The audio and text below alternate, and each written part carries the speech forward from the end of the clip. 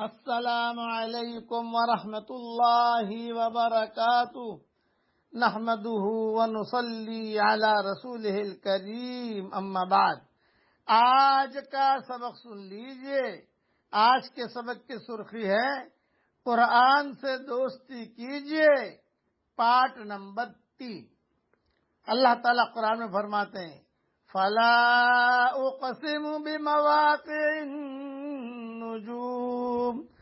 اللہ تعالیٰ کا ارشاد ہے کہ میں ستاروں کے غروب ہونے اور چھپنے کی قسم کھاتا ہوں۔ وَإِنَّهُ لَقَسَمٌ لَّوْ تَعْلَمُونَ عَظِيمٌ۔ اگر تم سمجھو تو یہ قسم بہت بڑی قسم ہے۔ إِنَّهُ لَقُرْآنٌ کریم، کہ یہ قرآن قسم اس پر کھاتا ہوں کہ یہ قرآن بڑی شان والا ہے۔ اللہ خود قسم کھا رہے ہیں کہ یہ قرآن بڑی شان والا ہے۔ فی کتاب مکنون، جو لوح محفوظ میں درج ہے۔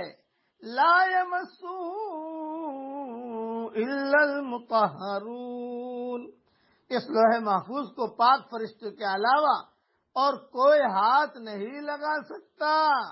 تنزیل من رب العالمین، یہ قرآن رب العالمین کی جانب سے بھیجا گیا ہے۔ افبہذا الحدیث انتم مدہنون، تو کیا تم اس کلام کو سرسری بات سمجھتے ہو؟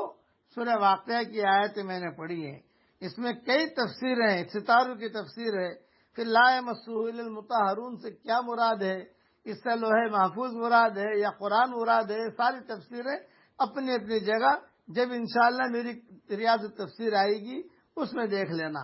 خلاصہ کلام یہ کہ یہ قرآن بڑی شان والا ہے، یہ قرآن بڑی شان والا ہے۔ اس لیے قرآن پڑھنے کی کوشش کیجئے، سمجھنے کی کوشش کیجئے اور قرآن کو خوب پھیلائیے دنیا کے اندر۔ جتنی اللہ نے آپ کو طاقت دی ہے قرآن کو پھیلائیے۔ اب تو آسان آسان ترجمے آ گئے ہیں، گوگل پہ جا کر آپ ریاض القرآن سرچ کر لیجئے۔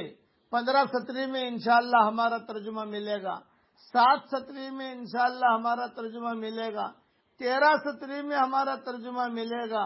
حافظوں کے لیے 15 سطری ہم نے کر دی، بوڑھے لوگوں کے لیے 7 سطری کر دی الحمدللہ، اور جو جوان ہیں ان کے لیے 13 سطری کر دی۔